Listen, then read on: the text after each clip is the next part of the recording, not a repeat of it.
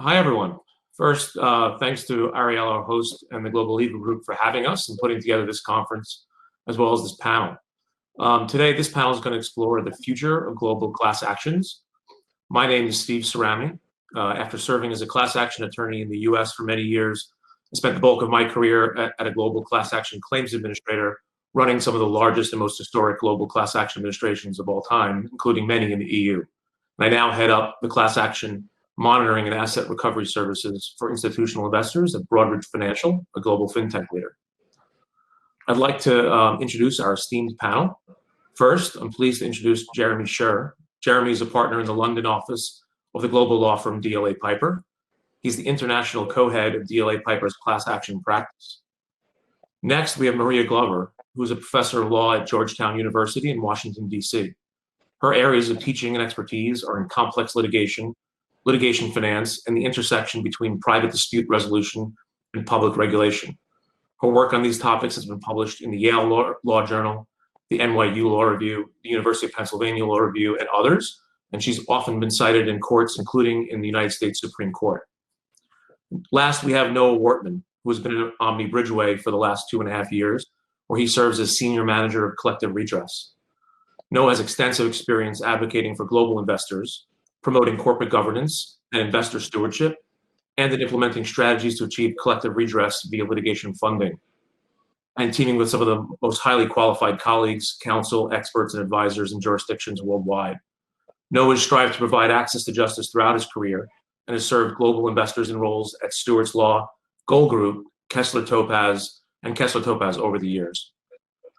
As I mentioned, this panel is going to do a deep dive into the future of global class actions. We'll explore the current US landscape, as well as recent developments that will impact global litigation, the status of the Morrison decision and its impact on global class actions, the new EU law that was passed earlier this year in June by the EU Parliament, and what this means for adoption of global class action laws in the EU and beyond. And finally, we're going to look at developments of class and collective action laws worldwide, as well as the intersection of these lawsuits and the role of corporate governance. We're going to try and save some time at the end for questions, so please feel free to put them in the chat. We will get to as many as time permits. To start us off, Maria, would you set the stage and talk about recent developments in the US that impact global litigation? Absolutely. And being mindful of the time, I may be speaking a little bit quickly. There have been a lot of developments actually in United States class action practice that may have extraterritorial applications, or at least things that if you're practicing within the US extraterritorially or from another jurisdiction, you would need to know about, that I'm going to speak about briefly, again, given the time. I'm going to try to get to 4 basic things. One are some pretty modern developments regarding objector duties to the class that just came about in 2020. Some new developments in the law regarding incentive payments to the named plaintiff of a class action that are, again, new to 2020. A brief update on the status of securities class actions as of 2019-2020, along with a brief note on how Morrison is viewed, some years hence from its issuance. And then if I have time, a couple of things to look out for that could have extraterritorial relevance in terms of practicing either in the US or thinking about how to form class that's being debated within the context of the opiate litigation. And if I have time, some of the issues about personal jurisdiction over plaintiffs, which has long been non-controversial, but is suddenly becoming controversial and might impact plaintiffs who are either from the state where the class action is brought or even from the country where the class action is brought. So on the first topic, objector duties to the class, the problem of how to treat objectors in class litigation has long plagued rulemakers and litigants.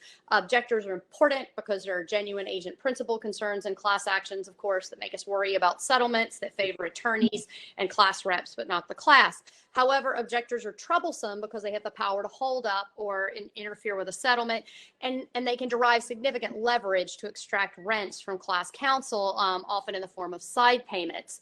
The U.S. Court of Appeals for the Seventh Circuit, took this problem on directly in an opinion just this year in a case called Pearson against Target, and in a rare move, an objector was sanctioned.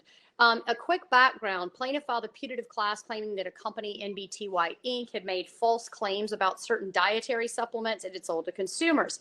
The initial settlement gets rejected by the district court after an objector raised concerns that the settlement benefited the class counsel at the expense of the class. The Seventh Circuit agreed. A new settlement gets reached, and it dealt with the problems from the prior settlement, increased the common fund, among other things. And the district court approved that over the objections of 3 class members. All 3 of those appealed, but were dismissed before briefing. And so enter Ted Frank, who's the original objector, and he's a frequent objector to consumer class settlements in the U.S., thought something was fishy. And as it turns out, after Frank had appealed the first settlement as an objector and was granted to discovery, those 3 additional objectors were paid a total of $130,000, $60,000 each to those with counsel, 10 to the pro se objector. There was no change to the settlement as a result of those objectors' actions. So Frank sought disgorgement from the Second Circuit, which in somewhat of a rare move agreed. Why is this important? The Seventh Circuit expressly stated for the first time that an objector is, quote, a fiduciary of the class. And this was the basis of the Seventh Circuit's reasoning to use its equitable powers to disgorge the objectors of the payments that resulted from self-dealing. It's the first time a court has classified objectors this way. They've said this about judges, but not objectors.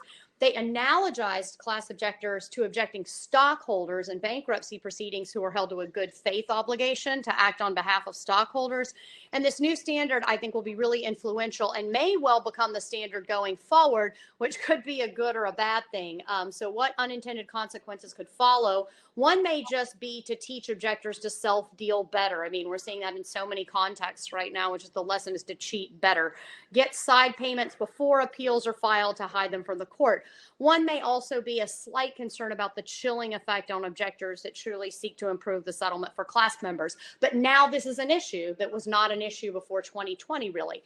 Another issue that has become live in 2020, and it's hot off the press, is about incentive payments to class representatives. There was a very recent case by the 11th Circuit which invalidated a district court's approval of a class settlement in part because the settlement included a modest incentive fee of $6,000 for the class rep. Incentive fees for class reps are a hot issue because there's a concern that a payment or expectation compromises the independence of the class rep. However, they've normally been upheld so long as they're pretty modest, and this one was. The 11th Circuit trotted out a far different concern than has ever existed about incentive payments, which was namely the stirring up of needless litigation. And in support of this concern, and this is the real oddity in the opinion, it cited common law, not rule cases, from the 1880s and made comparisons of payments judged impermissible in wildly different legal contexts of wildly different amounts, especially when adjusting for inflation, in a very different litigation world. So the questions raised are, what impact will this have? Is this a one-off? If it does have an impact, it's potentially problematic for lots of reasons. Full disclosure, along with many other law professors, about 20 law professors, I recently signed on to an amicus brief against this opinion on the grounds that as a policy matter, one, this decision will wipe out small value class actions, which I think is its intended result. And it will have done so, and this is the crux of our brief, with scant briefing on the issue and total lack of engagement with the many difficult questions involved with the court's choice in the opinion to rely exclusively for its decision on pre-20th century, pre-rule jurisprudence in different contexts and with incomparable sort of payments. So incentive payments to class reps is another big hot topic issue in the U.S. Securities class actions, let's move to that. Securities class action filings are down, but not by a ton from fourth quarter 2019, see COVID. But one category is way up, and this is really interesting for this conference. Suits against foreign issuers are on pace in 2020 to set an all-time record. Well, one reason why, 20% of these actions against foreign issues involve actions related to allegedly unlawful offerings of cryptocurrencies. So given that, it makes sense to just take a second to say where we are more generally in the courts with the case Morrison against National Australia Bank, which was a 2010 opinion. As this numbers might already hint at, Morrison was not what many called the steamroller it was described as when it was issued. The empirical research, especially by Bartlett, Kane, Fish, and Solomon, about the 8 years post-Morrison show that Morrison did not substantially change the type of litigation brought against foreign issues. Instead, dismissal rates rose post-Morrison, but empiricists couldn't find evidence that Morrison was causative here. And moreover, the settlement amounts went up, as did attorney's fees. So what's the payoff from this research? Where is Morrison now put in context of these numbers being up in 2020? The view of the empirical researchers and the consensus is that Morrison is better understood as being in line with various decisions by agencies and courts in the U.S. that sought to better align entities and firms' U.S. liability with their U.S. presence. Morrison effectively looks in hindsight, therefore more like a standing case about making extraterritorial firm liability exposure in the U.S. proportional to U.S. presence. So once Morrison is defined more appropriately as a standing case and proportionality calibration, it doesn't look as much like the extraterritoriality case that perhaps originally was thought to be. And I think the filings and cryptocurrency sort of supports that. There are other things you might want to keep your eye on, which I'll hold for the discussion because I did set myself a timer to try to be fair to the other panelists. Those are sort of the development of this new negotiation class, this kind of brand new sui generis way of doing a class action, which might actually align somewhat with how class actions are being constructed and developed overseas. And then there might be a few words to say about the renewed interest in whether there can be personal jurisdiction over absent plaintiffs, which heretofore has not really been an issue until the court's decision in BMS and some district court opinions that have cast uncertainty into where the doctrine is on there. But I'll put those to the side, along with issues about litigation finance and other things I could say, so that I leave room for the panel. I hope I didn't speak too quickly, and I hope I gave a decent overview of what's going on, and I will turn it over to other members of the panel. Thanks, Maria. No, that was really insightful. If there's time at the end, I definitely would like to explore your thoughts on some of those things, such as whether the issue of incentive payments might reduce access to justice. And you only briefly talked about BMS, which I've always found interesting, so I wouldn't mind exploring that later. But that was good context and good overview, which we appreciate. So now we've touched on the U.S. developments. I'd like to get into the new EU law. Jeremy, is that something that you can give us some thoughts on? I know there's some meaningful similarities and differences to U.S. law, so we'd like to hear kind of your thoughts on how you're viewing that. Yeah, I think that really there are three things that are standing out to me, and a lot of what I am seeing is influenced by my perspective. I'm a partner at one of the largest class action defense law firms in the world, and what I'm saying is informed by that. And what we're observing is that there are really three things I think that I'd emphasize to this conference. First, in much of Europe, including the common law countries of the UK and Ireland, class actions are simply not a traditional part of the legal landscape. You take things like disclosure and cross-examination. In much of certainly continental Europe, those are just not part of the legal tradition. However, it's pretty simplistic, I think, to say this is sort of an Anglo-Saxon or a common law versus civil law continental split. The Netherlands, for example, wants to be the center of class actions in the European Union, whereas Ireland, probably the country that will benefit most from Brexit as a litigation center, doesn't even permit litigation funding at this point.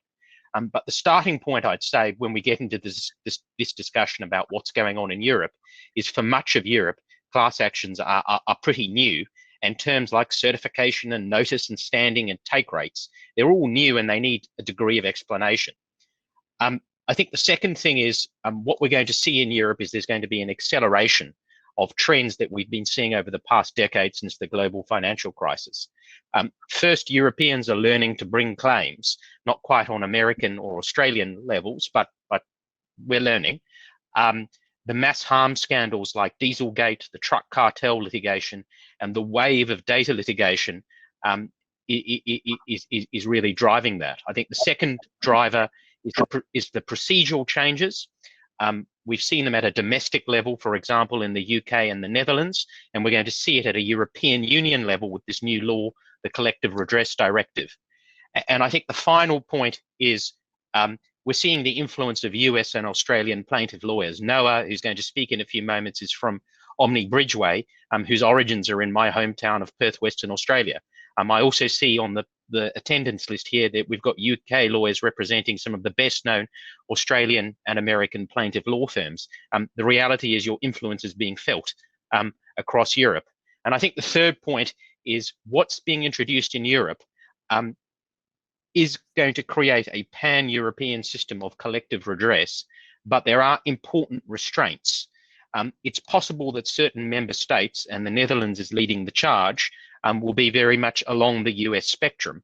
But there will be others, for example, Germany, I think that will take a more restrained approach.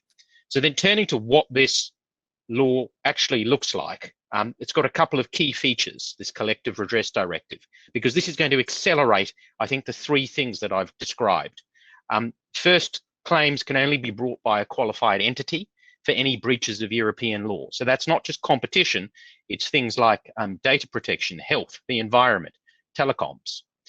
Second, damages and injunctions can be sought, and you'll be extending collective proceedings into markets where it's never been part of their legal system.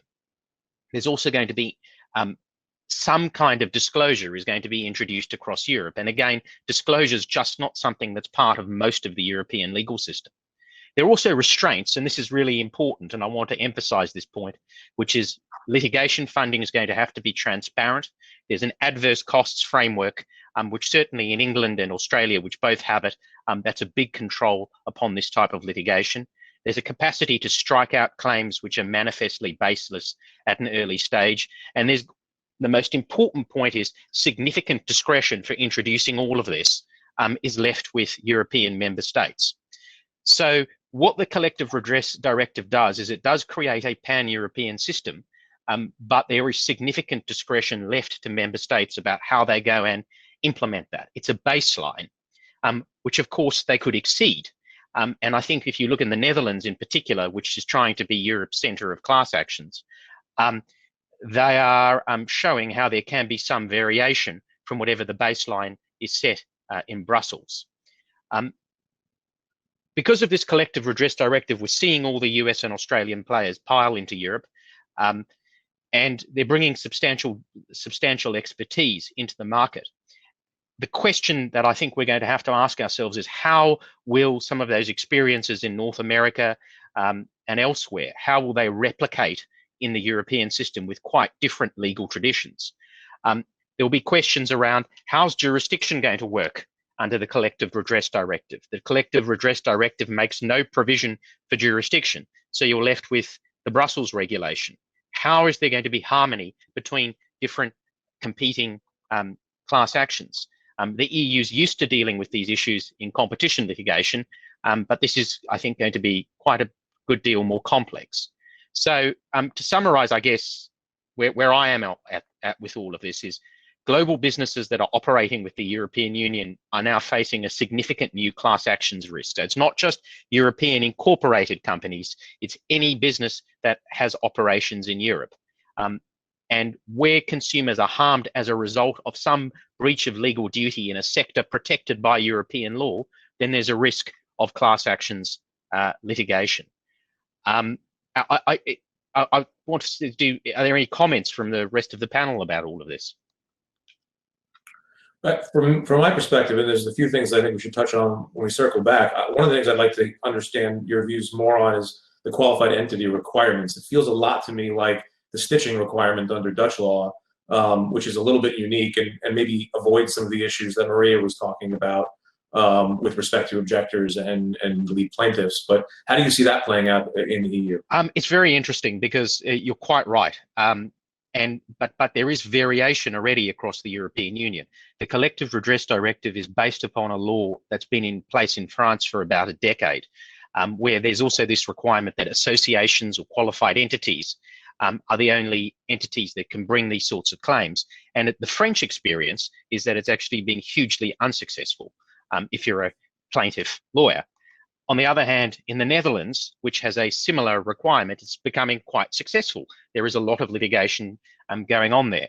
I think the big thing that seems to be differentiating it is legal culture, the way the legal systems are approaching it, sort of degrees of entrepreneurial engagement with the legal system.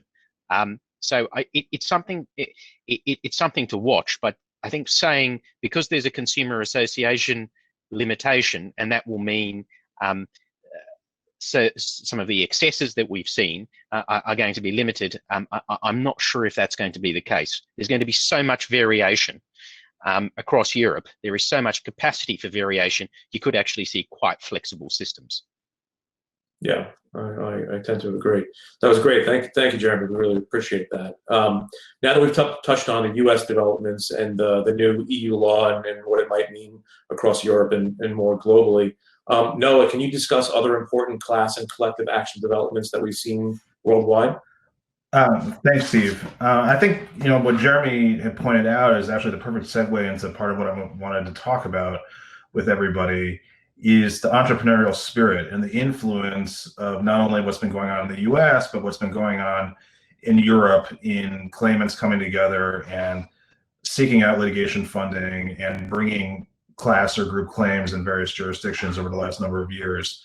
I think, as Jeremy and Maria explained in the US as well, have brought new systems online or maturing of collective redress regimes across the EU, and obviously as the US continues to develop. Then you have to look at the other side of the coin. The other side of the coin is, okay, you have these systems that are maturing or are coming online, they're in place, continually, most likely to improve over the course of time, but who are the people who actually need to bring the case? Who are the claimants who have been injured in some way or aggrieved in some way that are coming together with their counsel, with litigation funders, and actually filing these cases in courts around the world? The conversation with global investors, global consumers, and those who have been affected by wrongs that have been alleged to have taken place at corporates across the world, whether it's a product, like automobiles and the Dieselgate scandal, or it's a particular stock that's been issued by a public company, and that stock has been listed in multiple stock exchanges across the world, or ADRs are traded in the US, and ordinary shares are traded elsewhere in the world, in London and Frankfurt and Tokyo, in Sydney, wherever that may be. What has the attitude been with these types of folks, and how has that changed over the years? Speaking from personal experience and working in the space over the last 20 some odd years, those conversations have changed.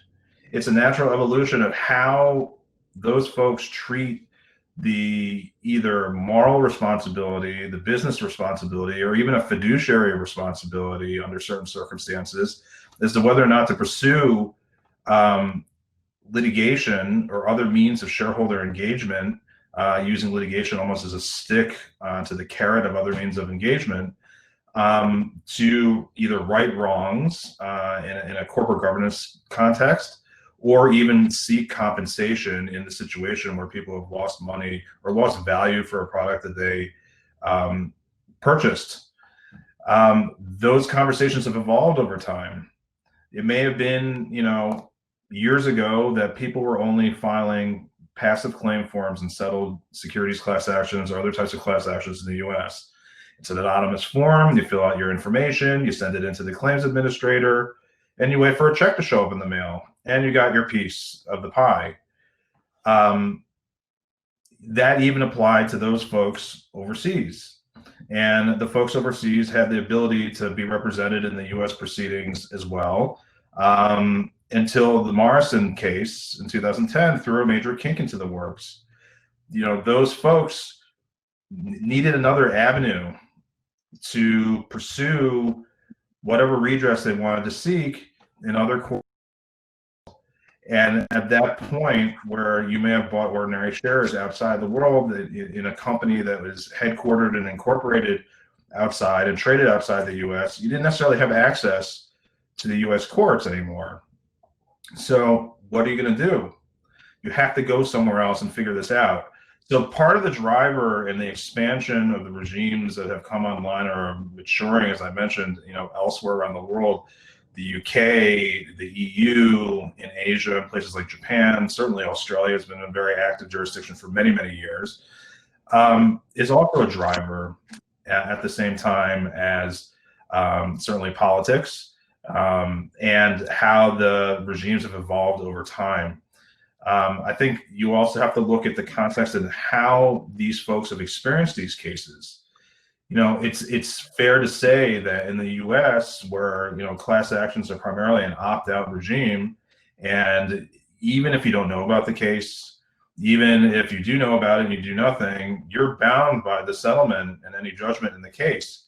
So unless you affirmatively opt out and exercise those rights, prescribed to you, then you're kind of in that pool, and that may be great. But in the majority of jurisdictions elsewhere around the world, that's just not the case.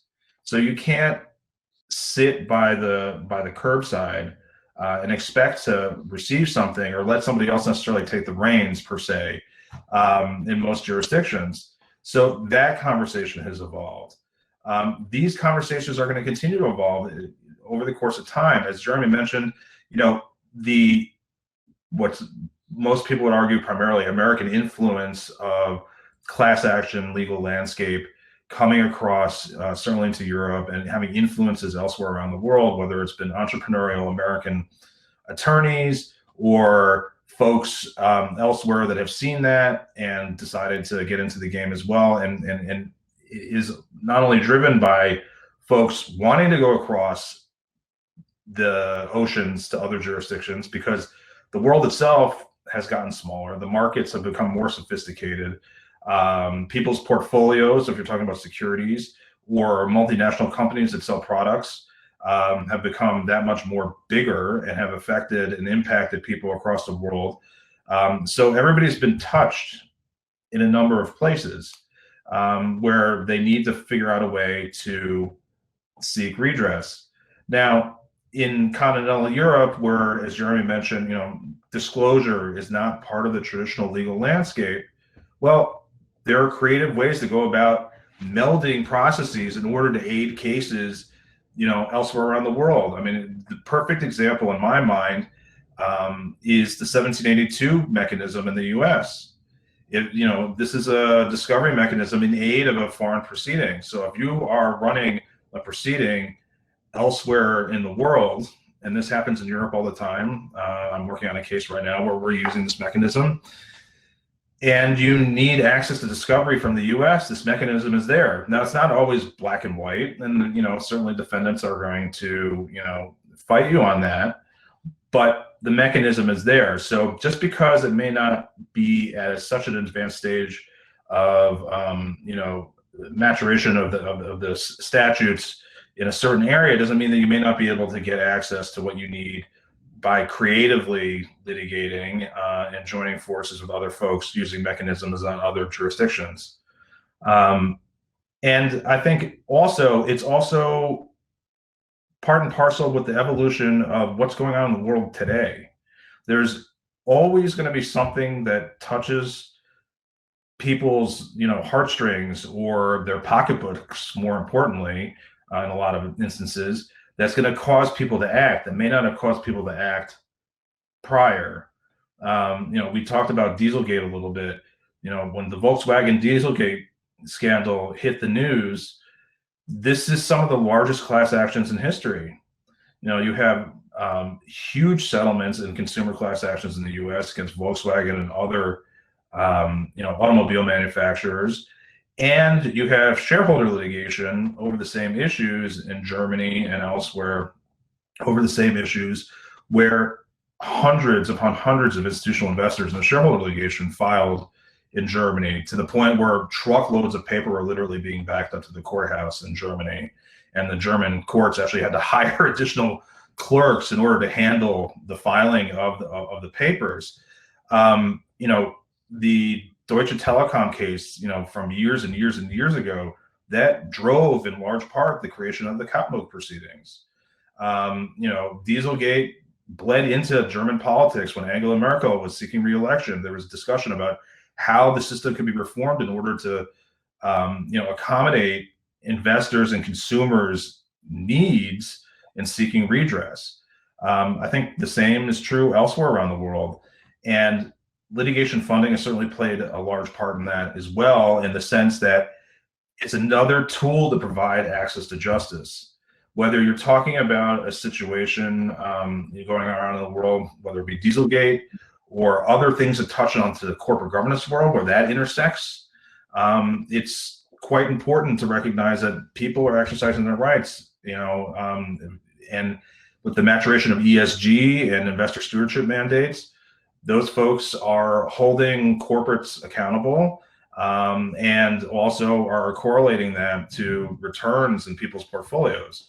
So again, whether it be the Me Too movement, climate, pollution, or other types of ESG issues, board diversity, those are things that are cropping up in other types of class actions and discussions in courtrooms across the globe. And in the jurisdictions where there isn't necessarily the ability for lawyers to act on a contingency, or only on a partial contingency, litigation funding is there for them. It provides people the access to justice, the access to the court, by a means of cost shifting the risk, whether it be the need to get ATE insurance, after the event insurance, for those jurisdictions that have a loser pays adverse cost risk, and also providing other types of support to the litigation and the lawyers that want to litigate it itself. And for those claimants that may not have the ability to go into the courtroom on their own, particularly in jurisdictions where there isn't a formal class action regime in place, and it's more a group action, and costs would be, extraordinarily high for an individual, whether they even be an institution or a retail type person. It affords them the access. So these are the things that I think about, and I think will continue to evolve over time. These discussions continually take place and are taking place more often. If you look at who's filing and the quantity of entities or people who are filing these cases, they continue to go northwards. And as shown, Maria mentioned the quantity of cases being in the U.S. against non-U.S. issuers. Well, that also partially correlates to the fact that there are cases being pursued against those non-U.S. issuers in other jurisdictions around the world, and taking into consideration what those jurisdictions allow for the rights of the consumers or the shareholders. Yeah, great. Thank you, Noah. Good. So we've got about 13 or 14 minutes left. So folks, if you have questions, feel free to put them in the chat, and I will pose them to one or all of our panelists. While we're waiting for some questions to come in, I have a few follow-ups. The thing that I heard from all of you was really about access to justice, which is not surprising. That's what class action is about. And frankly, my whole career has been about access to justice in using the class action mechanism. And I talk to, like Noah, institutional investors daily who are increasingly becoming aware of these issues. But I heard a little bit from Maria, some of the trends are maybe reducing access to justice in the U.S. But Jeremy, I feel like the EU law is a recognition that it is an important mechanism for individuals and for investors and shareholders. How are you guys thinking about this sort of coming together across continents? Maria, you're on mute. It's all semester. You think I'd remember that? There's obviously a long line that's been going on in the past, however many years, decade-ish or so, where the class action has just been contracted as a matter of access to justice. You can trace this potentially back to sort of the original reduction of class 23 certification ability under AmChem, but then you can fast forward to Dukes against Walmart and making certification harder. But it's gotten more and more creative, right? Since AmChem and Dukes, you've had the massive proliferation contracts, which have been sanctioned with a full rubber stamp and the good housekeeping stamp of approval from the Supreme Court. And the only response to that so far has been a quasi-market response that's very recent of mass arbitration, which is sort of the combination of seriatim arbitration cases one by one, in order to try to create something of what is a quasi-class economies of scale function, but without the actual procedure of the class action. This current market response finds itself at odds with the class action because the very defendants who put class action prohibitions in their arbitration agreements are now fighting back by trying to get class action started and pull the plaintiffs out of the mass arbitration arbitration. So there's, again, a market response, and then the pendulum swings back.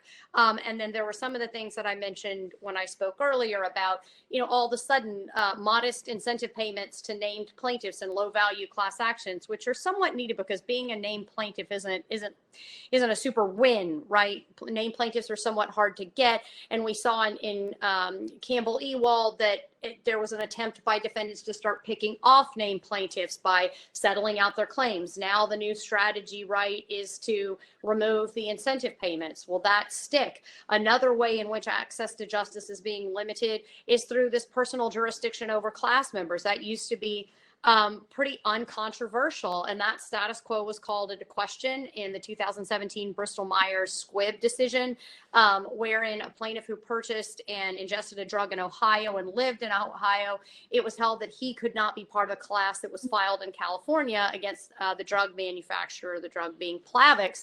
And then the open question has been, well, does BMS apply to class actions? Some courts have said no, the Seventh Circuit possibly being the most prominent, but there have been a number of district courts or some district courts that have gone the other way. They've held that BMS does govern class actions and that there must be a connection between the defendant, the forum, and every single absent class member's claim, which is an extreme deviation from how we think of class members as parties. So if you think about the precedent of Devlin against Scarladetti, where if you don't object, you as a class member are not considered a party for purposes of having a right to appeal.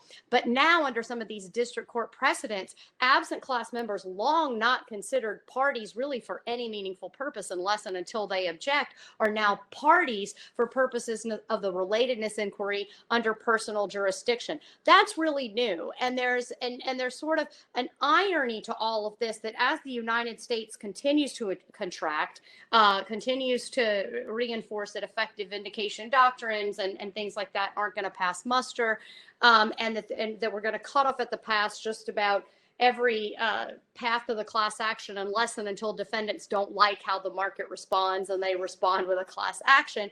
We're finding that that's happening in the midst of a global reality where we probably couldn't need to talk about global redress and mechanisms and new forms of putting things together than ever before. It's sort of a disconnect in terms of what, sort of the global market is waking up to, the litigation funding market is waking up to, and is becoming quite active in the United States and abroad.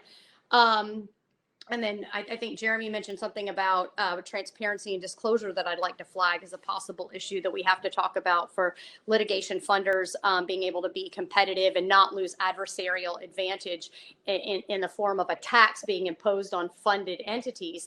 But the general idea then, though, is that the United States is kind of contracting access to justice in all sorts of ways in the class action and collective action space, where the global need makes so clear that perhaps there's never been a time in history where it's so much more obvious that we need these sorts of mechanisms. So it's an interesting landscape. So it is an interesting landscape, and access for justice is obviously why it is driving a lot of this. And one of the reasons why the European Union is pushing forward with its collective redress directive is because of the complexity, particularly in Germany, of dealing with the Dieselgate case where there wasn't a mechanism in place.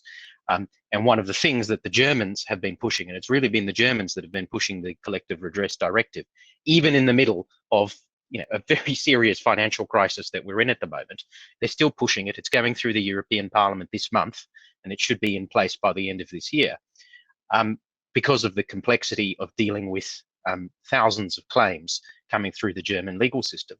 Now, but we shouldn't be naive about this either, which is that the litigation funders are backed by, and this is the voice of the defense lawyer speaking, are backed by some significant private equity houses, significant hedge funds. There's a lot of money to be made in this area, and it's become very lucrative. And litigation as an investment class is seen as very lucrative. That's why pension funds, for example, some of the large American pension funds are now investing in litigation. It's because you can get returns with litigation that you can't get anywhere else. So there is an access for justice aspect, but let's be clear, we're talking about an asset class. That's why people are putting up the fuel for more class actions and what's driving a lot of what we're seeing in Europe. And I think the question Ariel's asked on the chat is, how would you see class actions moving from the US to Europe? Well, I think what we're seeing is the globalization of the class actions market. Americans, you guys perfected the class action in many ways. It's hugely sophisticated. You talk to any defense or plaintiff lawyer in the US, it's an enormously sophisticated and complex process. And the first thing is a lot of that knowledge, I think, is going to come over from North America into Europe, because there just isn't the expertise. But I think the second thing is that you're already seeing coordinated class actions between North America and Europe. If you take Uber, for example, the litigation you're seeing around the United States and Europe and Australia, it's all funded by one litigation funder. And that is the coordination, and they're testing the boundaries. So what I anticipate will happen is someone gets a good idea in California, and that then shifts into Melbourne, and then that turns up in London, and then someone's going to have a go in Berlin or Frankfurt or somewhere. And that's just part of, I think, what we're seeing is a globalized class actions market. So there's going to be knowledge transfer from North America, but there's also going to be this kind of everyone testing the boundaries, see who we can get through in order to deliver the kinds of asset returns that I think the funders who are providing the fuel for this in Europe are looking for. Matthew's asked the question, where do we think these cases are going to be most prominent? GDPR and data is massive in Europe.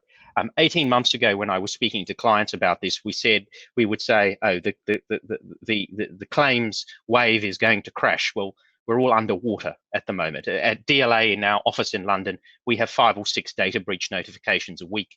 There are significant cases at the moment involving, globally known brand names that are facing data, and that will remain right at the top of the list. I think the second area is going to be, and Noah mentioned this, around environmental sustainability and governance claims, ESG type of claims. We've seen quite a lot of that already in the United Kingdom and the Netherlands. These are primarily claims where there are allegations of breaches of environmental law, not complying with climate change obligations, these sorts of things. And these are brought by consumers, but they're also brought by shareholders. And this is really important. I think, it's turning, for example, climate change not from being an aspiration, at least in Europe, but it's actually turning climate change into an enforceable, almost cause of action. And that's really interesting. So I would flag those 2 areas as ones to watch. And then the final question, which I think is aimed at me, is from Ariel as well, which is, how would you see the effect of Brexit on cross-border European cases? Speaking as a London-based lawyer, this is a question I've been thinking about for a long time. And it's something that quite a few of us in London have been thinking about. The UK is the centre of litigation in Europe, and other than New York, it's probably the most important centre for litigation in the world, just because of its size and the number of cases and where they come from. I think London is going to retain its position as a leading litigation centre. But I think naturally, as the UK exits at the end of this month, we're not going to be signing up to the Collective Redress Directive. We're going to have our existing system, which anyone who's practiced these sorts of cases in England will know are a bit muddled. As a result, the question will be who in Europe is going to benefit from London and the UK shifting out of the European Union and not being part of this. I'm putting all of my sort of cash on Ireland, and that's for, I think, 2 reasons. First is Ireland, of course, is an English-speaking country with a common law country, and that means that if you are a North American litigation funder and a North American plaintiff, then you will be attracted to being in Ireland because it is familiar, the way England is familiar. Having said that, there are other countries. The Netherlands is doing its absolute best to be the most consumer-friendly class actions centre in Europe. But then you have Germany, which is the biggest economy in Europe, where you have some of the biggest brand names, and you've got VW. So it could be all of those. My bet is on Ireland, but we'll see. We'll see. But London, these sorts of collective redress claims, they just won't be coming through London because we won't be part of the EU. But there'll be plenty of other things coming through London because of just the size of the UK economy.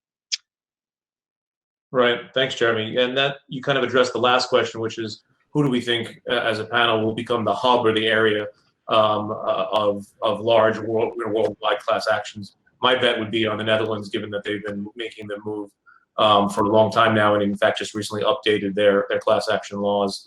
And then one other thing I wanted to add as we recap, and I see Florian's here to tell us that time is up, is that we're seeing a significant, I think, increase in securities litigation, investor, class actions worldwide. You're seeing still a lot of that in the U.S., as Maria talked about, even though it's a little bit of a down year, but you're seeing that pop up, in various countries. Germany, which has the opt-in litigation, but you're seeing it in Australia, and you're starting to see it pop up in other areas, maybe even into Asia. So thank you all. I thought this was a really interesting discussion. I appreciate all of your insights and contributions. Hopefully our audience got something out of this. And thanks again, Florian. Thank you very much, guys.